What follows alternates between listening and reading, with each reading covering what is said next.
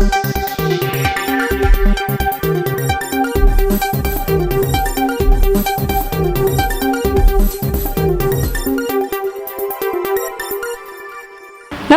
ಈ ನ್ಯೂಸ್ ಟಿವಿಯ ಸ್ಪೀಡ್ ನ್ಯೂಸ್ಗೆ ಸ್ವಾಗತ. ನಾನು ಸ್ಮಿತಾ ಕಮಲ್. ದೇಶ ಮತ್ತು ರಾಜ್ಯದ ಸಮಗ್ರ ಸುದ್ದಿಗಳು ಹಾಗೂ ಸ್ಥಳೀಯ ವಿದ್ಯಮಾನಗಳ ಫಟಾಫಟ್ ಸುದ್ದಿಗಳು.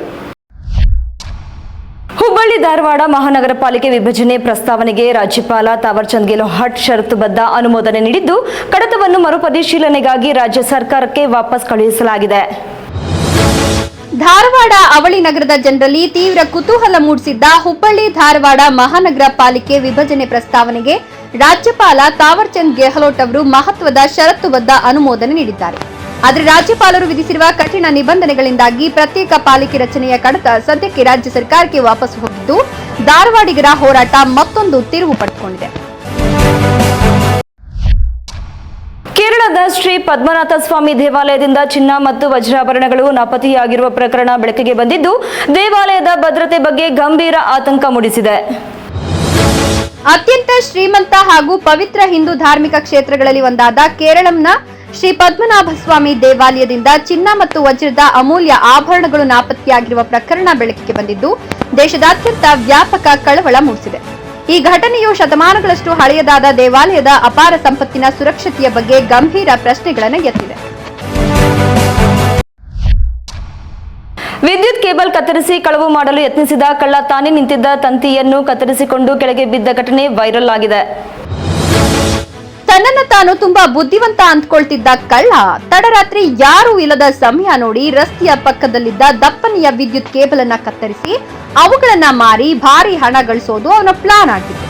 ತನ್ನ ಯೋಜನೆಯಂತೆ ಆತ ಕತ್ತರಿ ಮತ್ತು ಉಪಕರಣಗಳೊಂದಿಗೆ ಕಂಬದ ಮೇಲಿದ್ದ ಪವರ್ ಕೇಬಲ್ ಏರಿ ಅದನ್ನ ಕತ್ತರಿಸಲು ಶುರು ಮಾಡಿದ್ದ. ತನ್ನ ಕೆಲಸದಲ್ಲಿ ಎಷ್ಟು ಮಗ್ನನಾಗಿದ್ದ ಅಂದ್ರೆ ತಾನು ನಿಂತಿರುವ ತಂತಿಯನ್ನೇ ಕತ್ತರಿಸಿರೋದ್ರ ಬಗ್ಗೆ ಅರಿವೇ ಇರಲಿಲ್ಲ. ಕೇಬಲ್ ಕತ್ತರಿಸಿದ ತಕ್ಷಣ ದೊಪ್ಪೆಂದು ಕೆಳಗೆ ಬಿದ್ದಿದ್ದಾನೆ.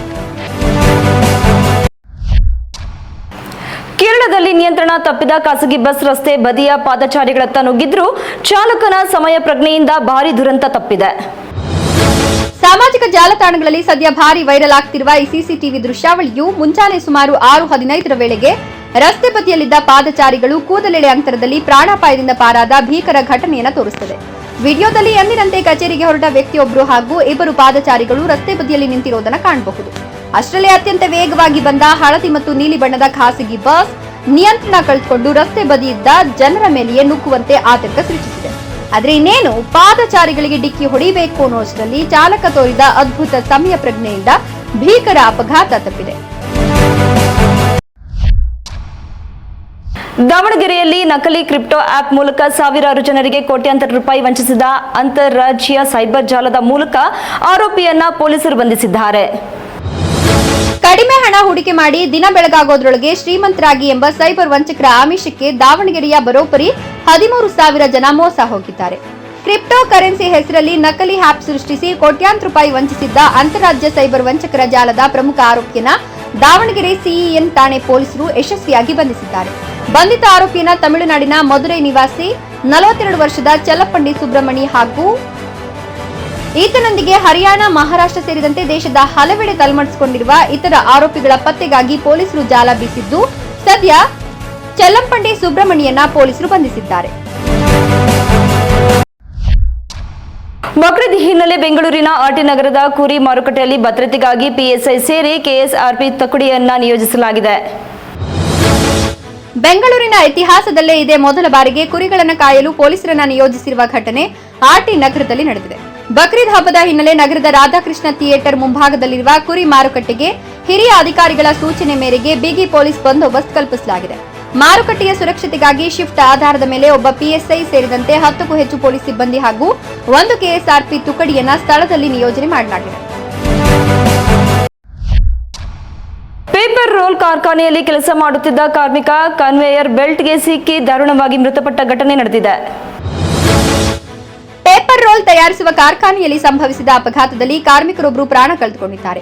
ಘಟಕದ ಒಳಗಿದ್ದ ಚಲಿಸುವ ಕನ್ವೇಯರ್ ಬೆಲ್ಟ್ ಒಂದಕ್ಕೆ ಕಾರ್ಮಿಕ ಸಿಲುಕಿಕೊಂಡು ಈ ಅವಘಡ ಸಂಭವಿಸಿದೆ. ಅವರ ಬಟ್ಟೆ ಕನ್ವೇಯರ್ನ ರೋಲರ್ಗಳ ನಡುವೆ ಸಿಲುಕಿಕೊಂಡಿದ್ದರಿಂದ ಆ ಹಾಳೆಗಳ ಜೊತೆ ಅವರನ್ನ ಕೂಡ ಯಂತ್ರ ಎಳೆದಿದೆ. ಪರಿಣಾಮವಾಗಿ ಕಾಗದದ ಹಾಳೆಗಳನ್ನ ಸಂಸ್ಕರಿಸುವ ಭಾರಿ ಯಂತ್ರೋಪಕರಣಗಳ ನಡುವೆ ಸಿಲುಕಿ ಅವರು ನಜ್ಜುಗುಜ್ಜಾಗಿದ್ದಾರೆ. ಮಾಗಡಿ ರಸ್ತೆಯ ಬೇಡರಹಳ್ಳಿ ಭಾಗದಲ್ಲಿ ರಸ್ತೆಯ ಮೇಲೆ ಉದ್ದೇಶಪೂರ್ವಕವಾಗಿ ಮೊಳೆಗಳನ್ನು ಹಾಕಿ ವಾಹನ ಸವಾರರನ್ನು ಸಂಕಷ್ಟಕ್ಕೆ ಸಿಲುಕಿಸುತ್ತಿದ್ದ ಪಂಚರ್ ಮಾಫಿಯಾ ಮತ್ತೆ ಸಕ್ರಿಯವಾಗಿದೆ.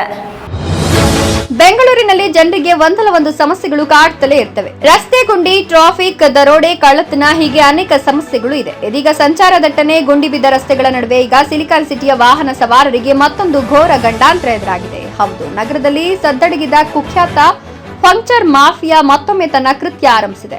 ಈ ಗ್ಯಾಂಗ್ ಸವಾರರ ಪ್ರಾಣದ ಜೊತೆ ಚೆಲ್ಲಾಟವಾಡುತ್ತಿದೆ. ಇತ್ತೀಚೆಗೆ ಮಾಗಡಿ ರಸ್ತೆಯ ಬ್ಯಾಡರಹಳ್ಳಿ ಪೊಲೀಸ್ ಠಾಣೆ ವ್ಯಾಪ್ತಿಯ ರಸ್ತೆಯಲ್ಲಿ ನೂರಾರು ಮೊಳೆಗಳನ್ನ ಉದ್ದೇಶಪೂರ್ವಕವಾಗಿ ಹಾಕಿ ಸವಾರರನ್ನ ಸಂಕಷ್ಟಕ್ಕೆ ಸಿಲುಕಿಸಿರುವ ಆಘಾತಕಾರಿ ಘಟನೆ ಬೆಳಕಿಗೆ ಬಂದಿದೆ. 8 ವರ್ಷಗಳಿಂದ ಜೊತೆಯಲ್ಲಿದ್ದ ಅಂಧ ಮಹಿಳೆಯ ಮನೆಯಿಂದ ಕೋಟ್ಯಾಂತರ ಮೌಲ್ಯದ ಚಿನ್ನಾಭರಣ ಮತ್ತು ನಗದು ಕಳವು ಮಾಡಿದ್ದ ದಂಪತಿಗಳನ್ನು ಬೆಂಗಳೂರು ಪೊಲೀಸರು ಬಂಧಿಸಿದ್ದಾರೆ.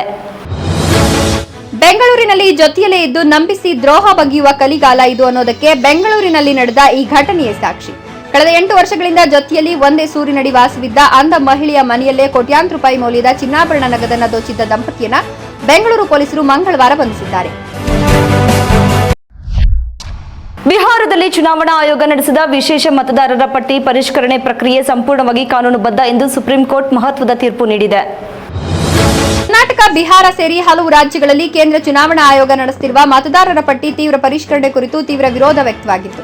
ಇದರ ಬೆನ್ನಲ್ಲೇ ಸುಪ್ರೀಂ ಕೋರ್ಟ್ ನೀಡಿರುವ ತೀರ್ಪು ಅಚ್ಚರಿ ಮೂಡಿಸಿದೆ. ಬಿಹಾರದಲ್ಲಿ ಭಾರತೀಯ ಚುನಾವಣಾ ಆಯೋಗ ನಡೆಸಿದ ಮತದಾರರ ಪಟ್ಟಿ ವಿಶೇಷ ತೀವ್ರ ಪರಿಷ್ಕರಣೆ ಪ್ರಕ್ರಿಯೆಯು ಸಂಪೂರ್ಣವಾಗಿ ಸಾಂವಿಧಾನಿಕ ಮತ್ತು ಕಾನೂನುಬದ್ಧವಾಗಿದೆ ಅಂತ ಸುಪ್ರೀಂ ಕೋರ್ಟ್ ಮಹತ್ವದ ತೀರ್ಪು ನೀಡಿದೆ. ವಿಶೇಷ ಪರಿಷ್ಕರಣೆ ನಡೆಸುವ ಸಂಪೂರ್ಣ ಅಧಿಕಾರ ಚುನಾವಣಾ ಆಯೋಗಕ್ಕಿದೆ ಅಂತ ನ್ಯಾಯಾಲಯ ಸ್ಪಷ್ಟಪಡಿಸಿದೆ. ಈ ನ್ಯೂಸ್ ಟಿವಿಯ ಸ್ಪೀಡ್ ನ್ಯೂಸ್ ಜೊತೆಗೆ ತಪ್ಪದೇ ವೀಕ್ಷಿಸಿ. ಮುಖ್ಯ ಸಂಚಿಕೆ ರಾತ್ರಿ 8:30ಕ್ಕೆ.